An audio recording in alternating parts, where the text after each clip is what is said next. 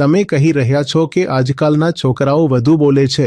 હું કહી રહ્યો છું કે તમારા મૌનને કોણે રોક્યું છે? તમે કેમ નથી બોલતા? તમારું દુઃખ એ નથી કે તમારો દીકરો અથવા દીકરી વધુ બોલે છે. તમારું દુઃખ એ છે કે તેમના તર્કો સામે તમે નિશબ્દ થઈ જાઓ છો. તમારી પાસે તેમને જવાબ આપવા માટે કંઈ નથી.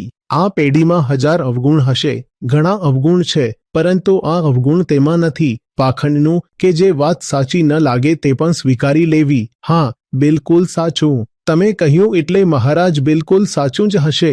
જો તમે ખરેખર ઈચ્છો છો કે તમારા દીકરા દીકરીઓ તમારાથી કંઈક શીખે તો તેમની સાથે એક સાફ અને ખુલ્લો સંવાદ કરો. અને ખુલ્લા સંવાદમાં વાત એકતરફી હોતી નથી. તમે એવું નહીં કહી શકો કે હું બાપ છું એટલે તારે મારી વાત માનવી જ પડશે. મારા 15 વર્ષના અનુભવ મુજબ જો શીખવનાર સાચો હોય તો તેઓ ચોક્કસ શીખશે, પણ ફાલતુની વાત તેઓ સ્વીકારતા નથી. તમે કોઈ દમદાર વાત કહેશો તો તેઓ ચોક્કસ શીખશે.